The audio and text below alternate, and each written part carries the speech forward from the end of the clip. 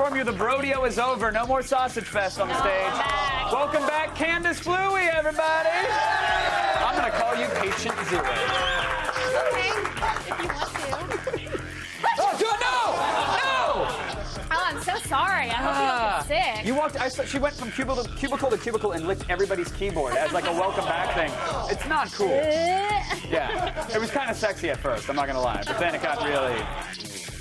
We're coming to you live from the G4 Studios in Los Angeles. Yeah, for now. On the show today, Dan Fogler from Take Me Home Tonight will be here live to talk about how back in the 80s, everybody partied like Charlie Sheen. Of course, no one told Charlie Sheen to stop partying like it's the 80s, but that's okay. He'll get the memo. The big news of the day, by the way, is the battle for your tech dollars. What up? Steve Jobs took the stage to introduce a new iPad 2 and simultaneously ruined Nintendo's Mario Party happening right across the street. We've got full coverage coming up in the Loop. And then Blair Herter's here for Game Rank to bring us all the big...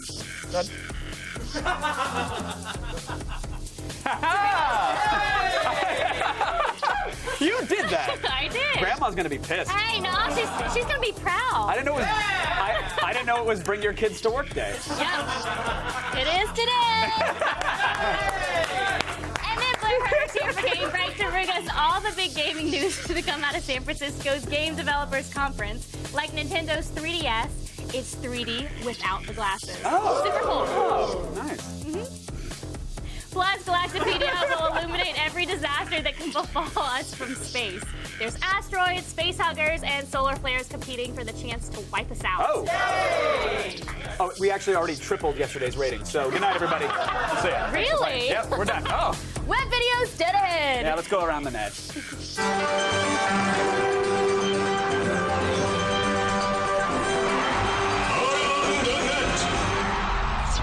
You want to talk about that on air? No. Historically, cheerleaders only get excited for things like servicing quarterbacks and making fancy girly pyramids, but they really love winning. Yeah.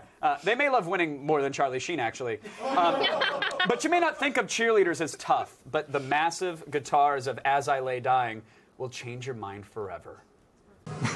University of Cincinnati!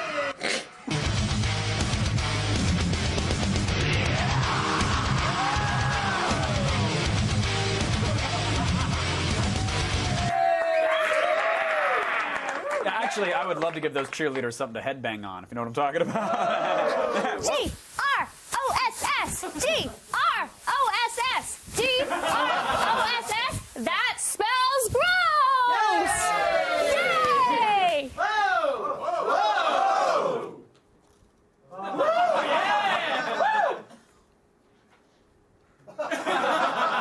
I don't.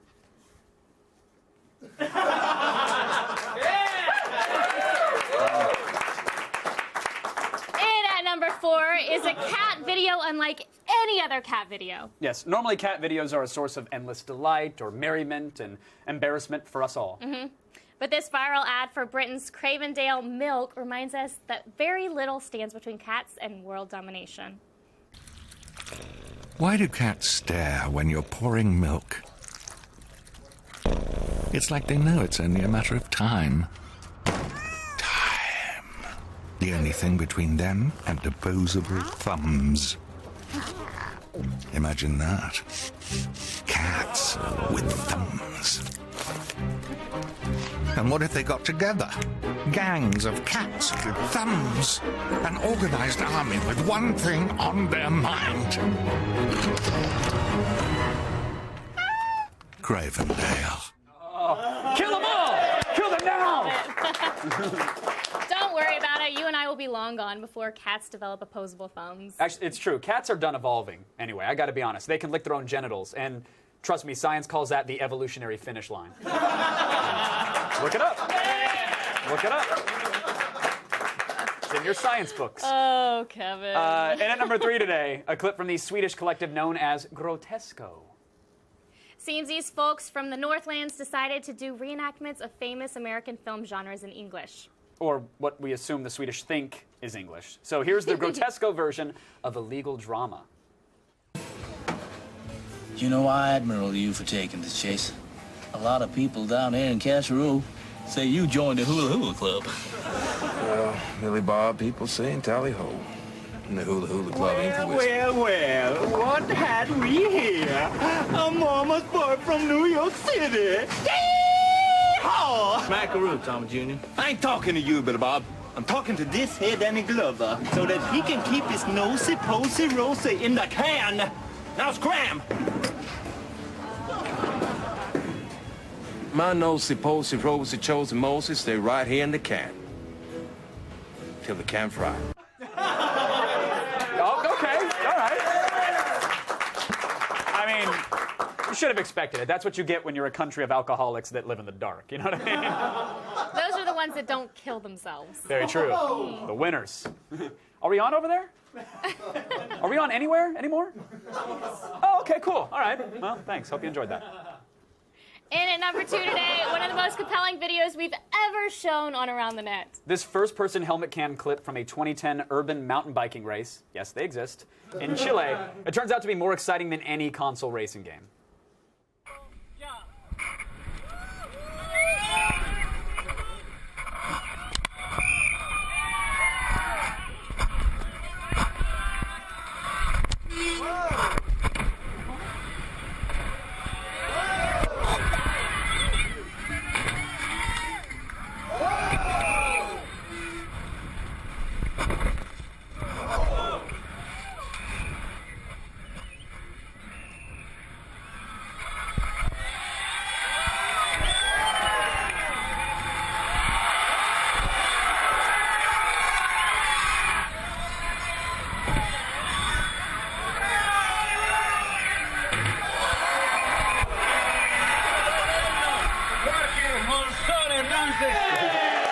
Amazing.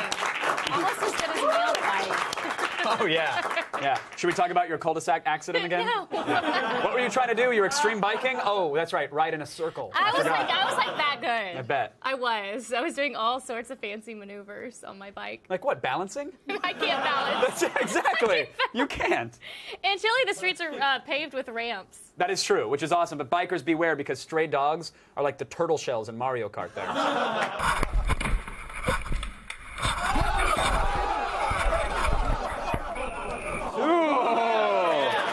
You know, that was close. In Chile, man's best friend is kind of a jerk, you know, and then sometimes dinner, so watch out. I didn't research that. I don't know if that's true. Still ahead, you'll believe a man can fly. Not so much think it can land. Well, that's true. But he can fly for a second.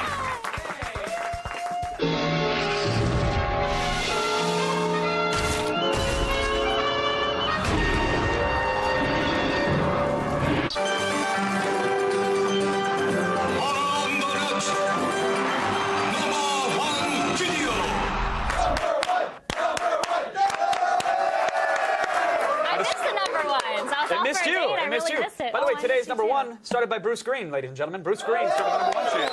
We really got it going. Today's number 1 illustrates what happens when you never give up on achieving the impossible. It's true. Extreme physical pain.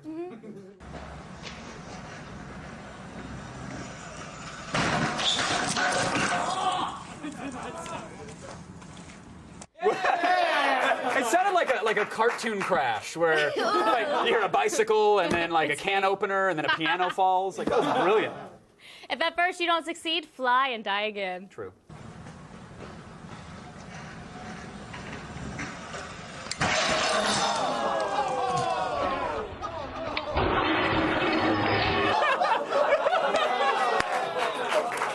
Did he die?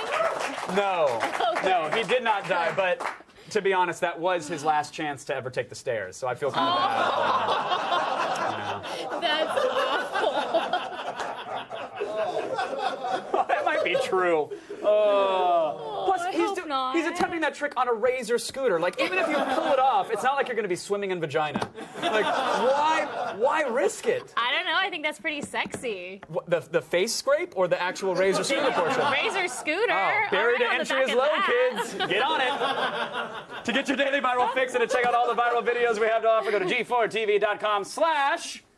Around the Neds! It's unrehearsed awesome right there. It happened. It just happened. Now, the big news of the day is out of San Francisco, where Steve Jobs unveiled the iPad 2. Yes, and we actually have our roving reporter, Brick Broxson, live on the scene. Brick, are you there? Hi. Oh, hey. What's up, man? Brick, we're live on Attack right now, so could you tell us what's happening in San Francisco? Oh, man, where do I begin? I mean, I got in last night, and what a city. It's so beautiful. It has tall things. It's relaxed marijuana laws. Okay, Brick, tell us about the new iPad. I haven't tried that yet. Is it good? Apple? Oh, I'd love an apple right now, man. My mouth is so dry. Brick, let's not encourage. Brick, did you even make it to the Moscone Center? Oh, man, could I go for a scone right now? No, Brick, that's not. Where's the scone center? Brick, I need you to focus. Hi, Brick. Yeah, Hi. hi. Hi, Brick, are you there? Hi. You said hi, Brick. That's just so funny. I mean, because I'm high. Okay, Brick, thank you so much for that report from San Francisco. We'll talk to you later. Okay. Bye. Bye-bye. Bye, Brick. Thank you. Are you going to hang up first? It's not.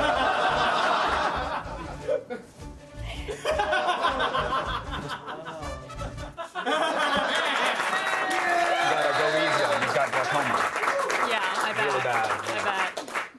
Now let's learn how outer space is gonna kill us. It's time for Galactopedia. Okay.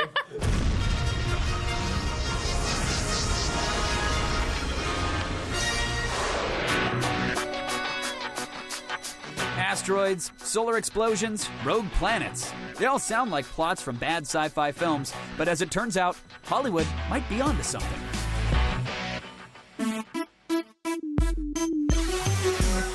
First up, it looks like we might have a new planet to add to the solar system, and it's trying to kill us.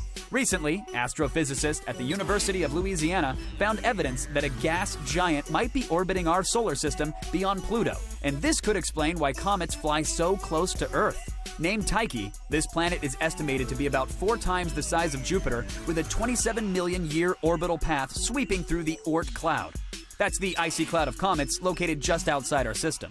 Some researchers believe that Tyche's gravitational influence is responsible for the majority of comets in our system and could explain why there is an extinction-level event on Earth every 27 million years.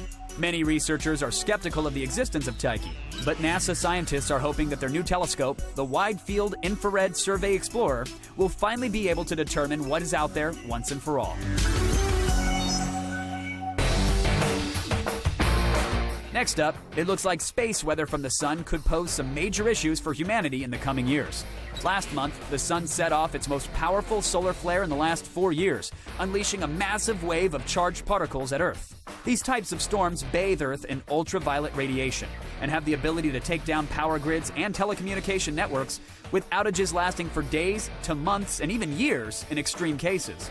Researchers at NASA registered the eruption as a Class X 2.2, the strongest type of flare that the sun can emit. Scientists at the National Oceanic and Atmospheric Administration expect these solar storms to ramp up and to get worse by the year 2013. Luckily, work has already begun to fit satellites with solar shields. You want our advice? I'd start stocking up on SPF 1 million.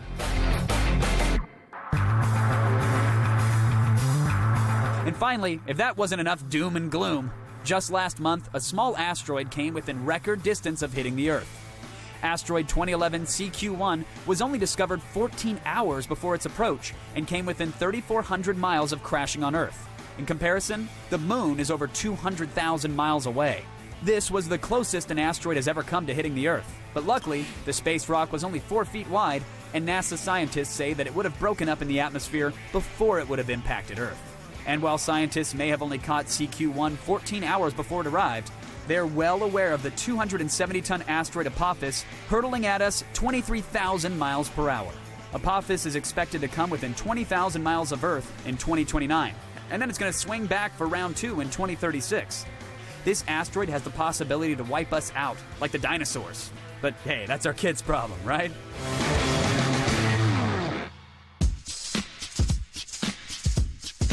Solar flares, mystery planets throwing comets, asteroids? Come on, space. You're going to have to do a lot better than that. Yay! Hey, Apple just unveiled the iPad 2, but should you trade up? And what's this we hear about an iPad 3 right around the corner? Oh, you'll find out in the loop.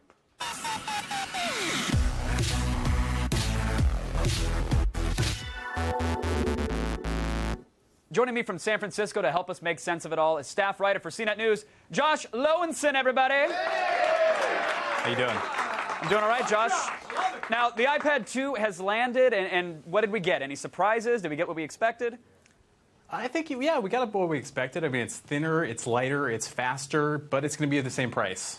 But so that sounds good. I mean, specs have been upgraded, same price, but none of those things had the wow factor that I think the unveiling of the first iPad did. Or am I wrong there? Am I missing something? No, I agree with you. I think the real story is what's happening on the inside. We have faster internals, so we're getting a processor that's about twice as fast, and it has a more graphical power, so you can be able to kind of run these 3D games a lot better than you could on the first one.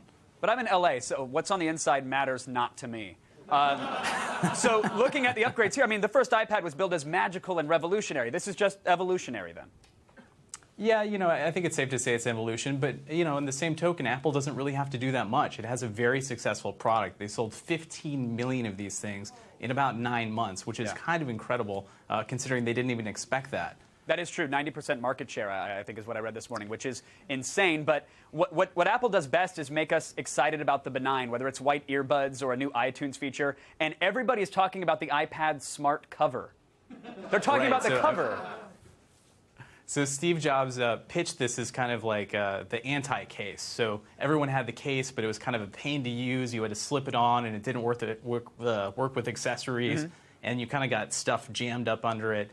With this, it just kind of locks on with magnets. It's like you just hold it nearby and it snaps together. Yeah, and it's beautiful design. It can prop it up for typing or prop it up for media consumption. But I think the most brilliant thing is that material-wise, and I haven't checked in with my Chinese manufacturer, but I'm imagining it's probably $1 for them to mass produce, and they're selling these covers for like $40 to $70 if you want leather. Is that right?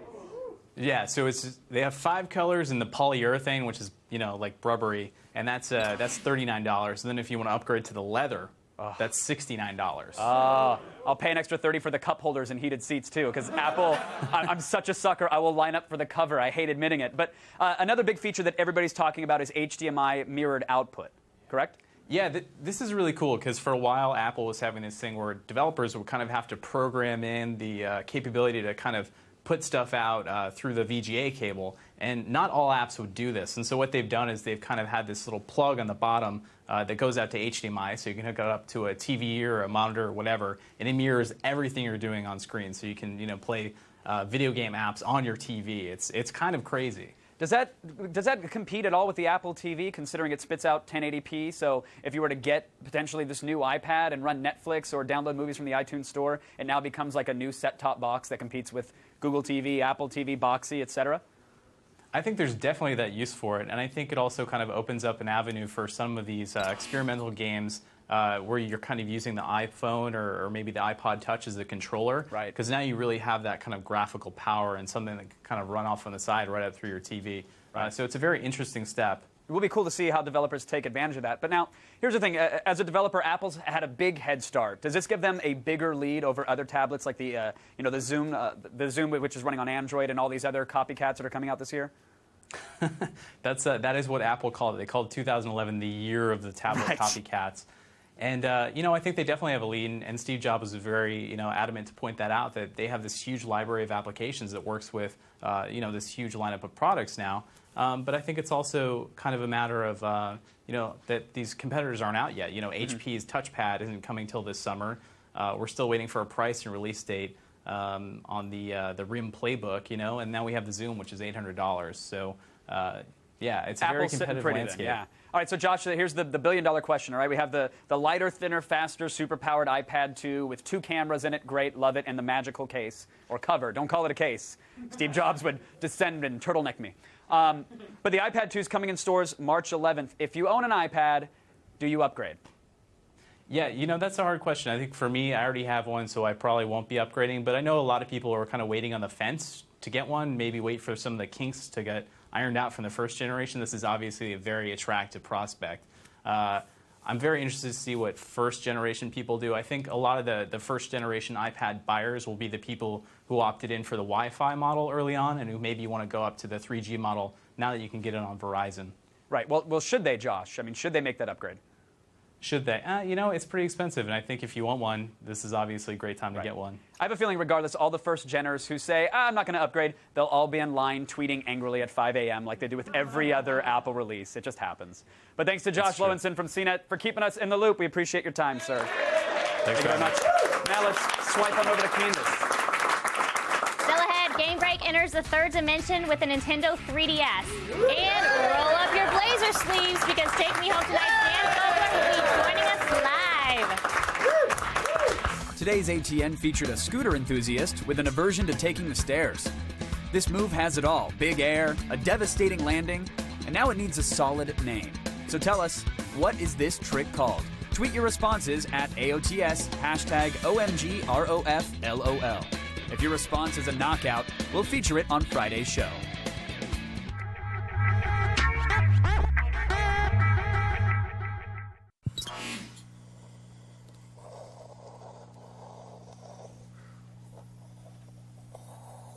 Galactic Encounters. Oh,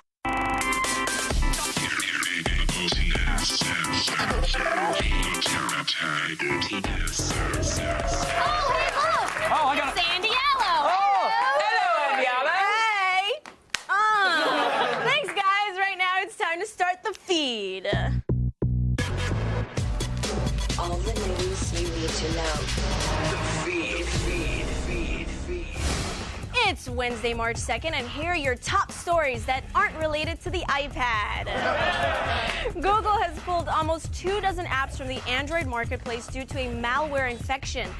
I know, the affected apps are all free knockoffs of popular games and utilities from the same 3 developers, and they've been downloaded a combined 200,000 times.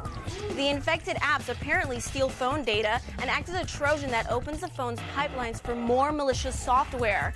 Of course, this highlights an issue with Android's open policy and lack of regulation, whereas Apple individually screens every app that is submitted, so chalk one up for Apple. Yay! Are you still pissed off that you didn't get that gamer tag you wanted when you signed up for Xbox Live? Yeah. Me too. Well, you might still be able to get it! Major Nelson recently announced that Microsoft is going to start bringing back previously used and unused unavailable gamer tags and putting some of them back up for grabs. He says the process will take some time, but if you're eyeing a new tag, you should check back regularly. So, Foxy Gamer Mama, here I come. But gamer tag, schmamer tag, you don't just want to play video games, you want to make them. So lucky for you, the Princeton Review just released their picks for the top video game design schools in the country. At the very top is the University of Southern California School of Interactive Media and Computer Science. The rest of the top 5 includes the University of Central Florida, SMU, the Rochester Institute of Technology in New York, followed by Drexel University in Philadelphia. So yes, kids, it's true. You can go to school to play video games and write a term paper titled The Evolution of First-Person Shooters, because dreams do come true. And finally, it turns out that farting apps are pretty lucrative business. They are. And now you too can get a piece of the pie and buy out iFart. The company behind the most popular flatulating app is up for sale on eBay.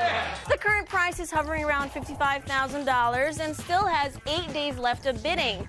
But if you want, you can buy it now for $1 million. Hey! iFart creator Joel Combs said, quote, "It's time to pass the iFart baton to a company or individual that desires to take it to the next level." Hey, Joel, I'll show you how to take it to the next level. I'm Andy Yellow, and you've just been fed. No. It's gonna take 2 on that one, Andy. I think you got better, Andy. I'm not gonna lie. I saw rehearsal. Oh, what? Come on, you're gonna bust me out? All right. Yep. Okay, go. Back to you guys. Thank you, Andy. Honestly, I just wanted to see if she'd do it again. Thanks, Andy. Of course you did. That was a good one, too. That's He legit. always is tooting, pretend tooting, and I think he's real tooting. Tooting. I call it tooting. Tooting. I call it tooting. Don't give Okay. me a hard time. Fun fact, the original title of the Adjustment Bureau was Time Hats. That was the original title of the movie? Yeah, Time Hats? Time Hats. Nothing wrong with that. I mean, I'd see it. I just... Time Hats? Yeah. Is your destiny a little off course? Well, then a visit from the Adjustment Bureau might be your fix. We are the people who make sure things happen according to plan. Matt Damon plays a politician on the path to greatness when a chance meeting leads to finding the love of his life. But these two aren't supposed to be together, at least according to the badasses in fedoras. He has to spill his coffee on his shirt by 7:05. We've all experienced bizarre coincidences in our life. Is that proof that there's something going on like an Adjustment Bureau? It's an interesting, idea. Sometimes you spill your coffee and it's you, and sometimes it's the Adjustment Bureau kind of, getting you back on plan, because then you have to go change your shirt and you take a different bus and, that kind of thing. Well, in the battle of fate versus free will, who wins? I hope free will, because the idea that everything's fated and slotted out and that whatever choices you make are just sort of feeding into that is a little defeating. Why do you want to keep us apart? Because the plan says so. Well, then you misread the plan. No, there's no misreading the plan when it comes to you and Elise. The plan's wrong. I like to think that your choices matter and you're in control of your own life, but I look back at my life and look at all the things that I wasn't in control of that led me to where I am, so it makes you wonder. Whatever happens, I'm not going to let anything come between us again. In fact, the movie inspired me because after I saw it, I texted this girl I met in Germany 2 years ago. She texted me back, I'm naked on a beach in Sri Lanka. Yikes. So why aren't you in Sri Lanka? Well, I got to book a flight. I'm here for this. Okay, but did the movie make you want to text her? It did because the whole idea that your character, you have this chance meeting and then you don't forget that person. Strange, right? Wow. Is the dude she's naked on the beach with gonna mind if you just show up? Precisely. I'm naked on a beach in Sri Lanka with Kevin. I don't care what you put in my way, I'm not giving up. In the roles that you guys both play, I mean, you could be a dancer in real life. You could have a career in politics. That's actually what we're doing after this junket. This is our I will final be following my junket. dream of dance, and Matt is running for office. No, I inhaled. I'm not gonna be able to do that. Oh, yes! You said you had trouble feeling. Action, romance, and mystical angels in sporty hats. Find out who wins in the battle of fate versus free will in the Adjustment Bureau.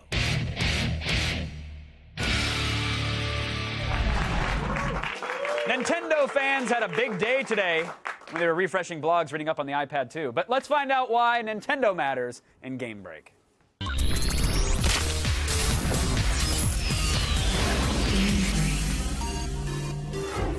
And poof, he's here!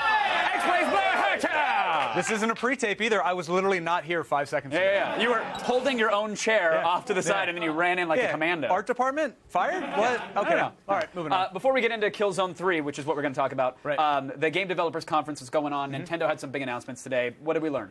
First thing, Nintendo President Satoru Iwata and Nintendo of America Chief Reggie Fils-Aimé were both rolled out to their press conference. That usually means big announcements. Now you're making up names. What were the announcements?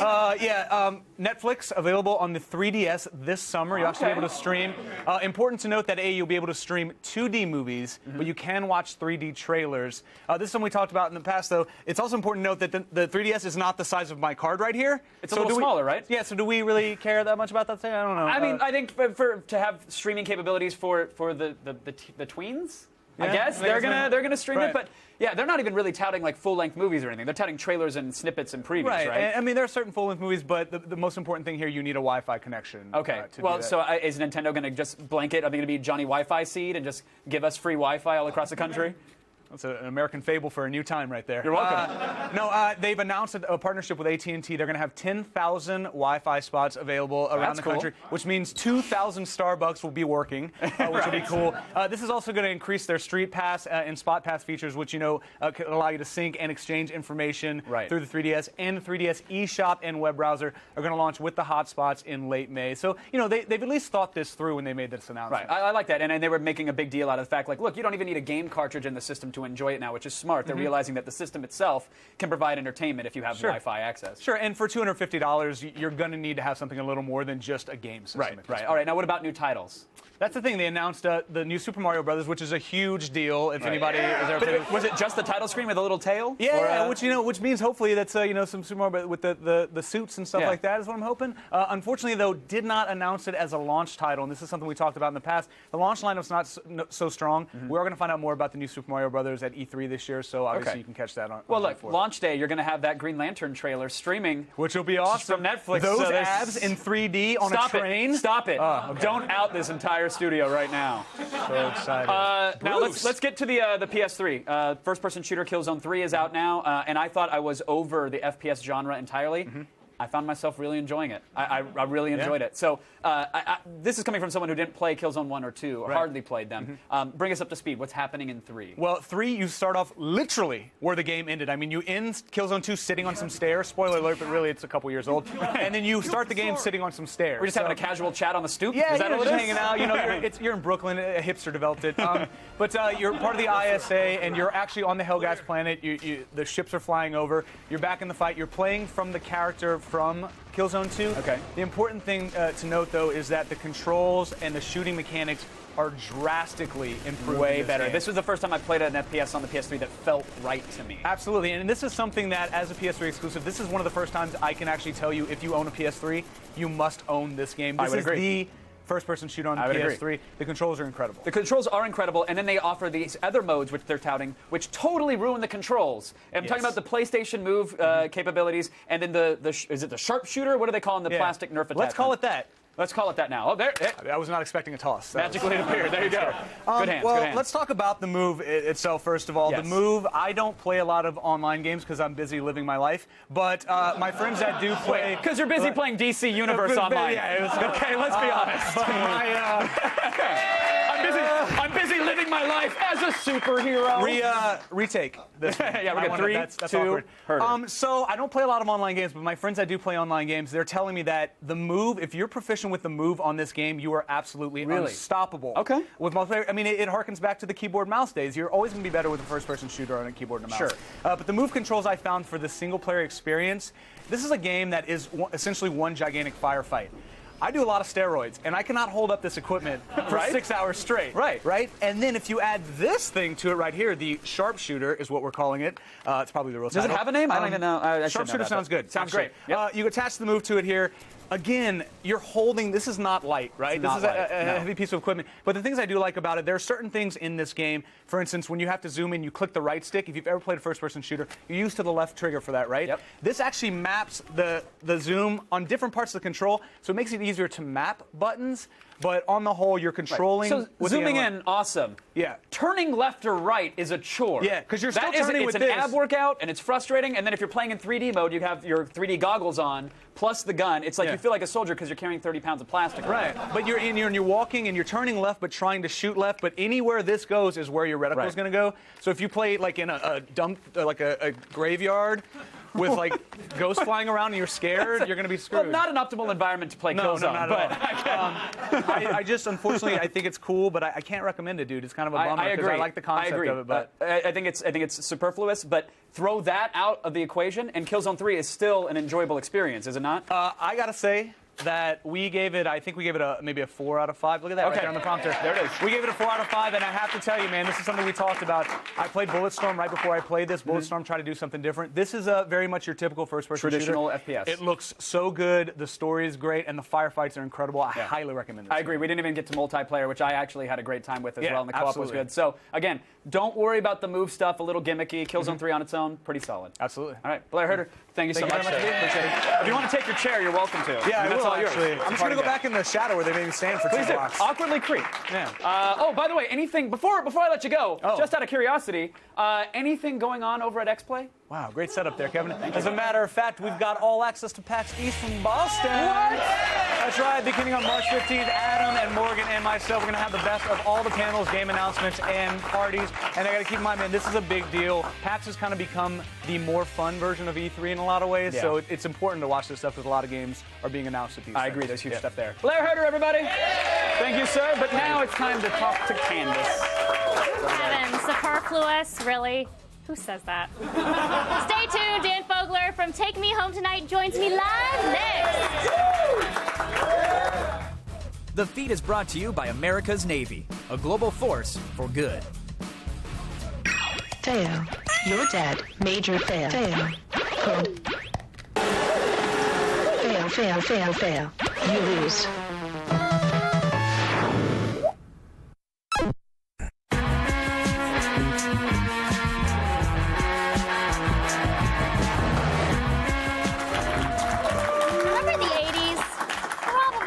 It was a long time ago. But Take Me Home Tonight might just jog your memory.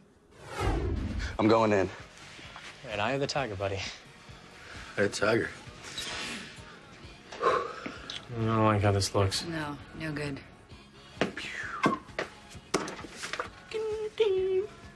So, so you like music? I hate it. Oh, not the book, Barry. Oh, no, not The Art of War. Oh, God. You ever read Sun Tzu's Art of War? I have. It's amazing. I'll give you my number. I'll loan it to you. Get back to me at a later date of your choosing, and we'll have a, I don't know, bottle of chilled white Zin. Hold it.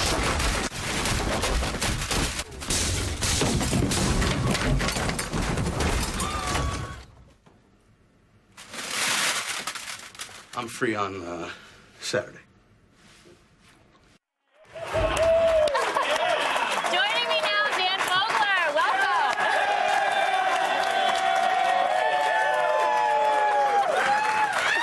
Has anything like that ever actually happened to you? Leaning against a bookshelf, Well, trying to impress the lady? Hitting on a cougar in a music store. And all of a sudden, I just destroyed the place. Yeah, no. It happens every day. Oh, you poor thing. I know.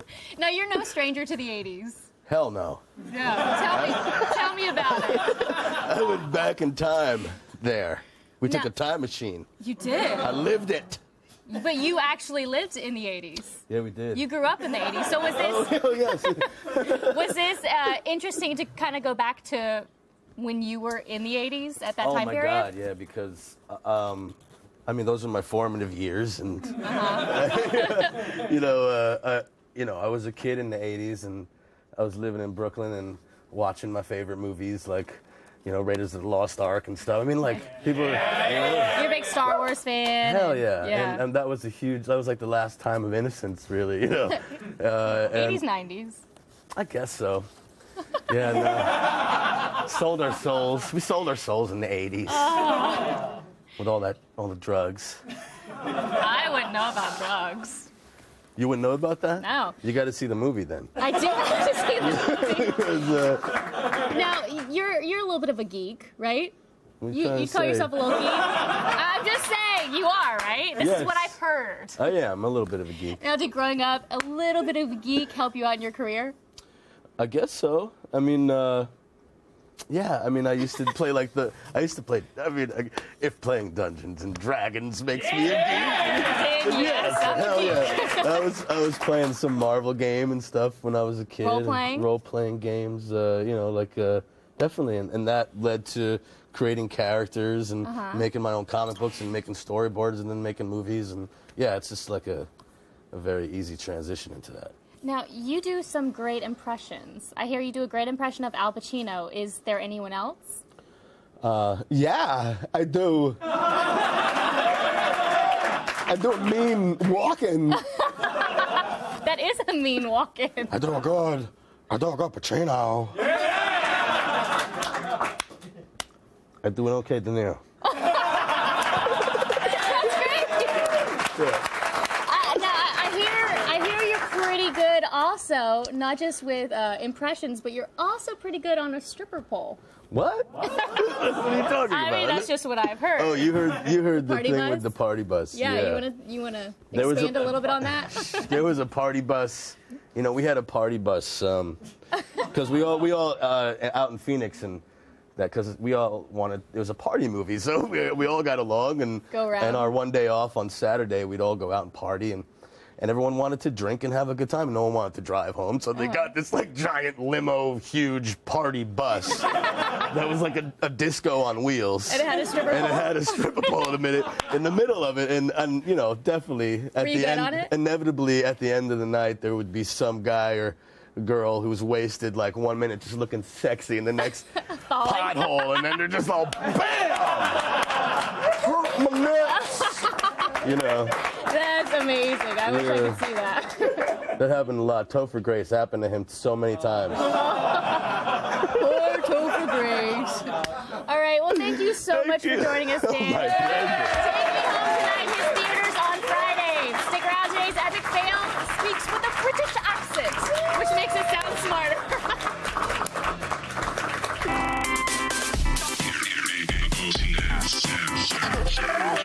I take credit for some, but this is Bruce's genius. You give Bruce a wig and a chance to wear those stilettos, and he turns it on. I picked that shade of lipstick, too. Look at how delicious this looks. Coming up tomorrow on an all-new Attack of the Show. All-around badass Ray Stevenson from Kill the Irishman will be here live in studio. And the Glitch Mob make their television debut and give us an exclusive look at their gear in musical playtime. Plus, we'll look at the infamous Sega CD and its bizarre use of full-motion video in Tales from the Console Graveyard. See it tomorrow. Today's epic fail will change your mind about British comedy. Yeah, it's probably safer to just stay off of British reality shows.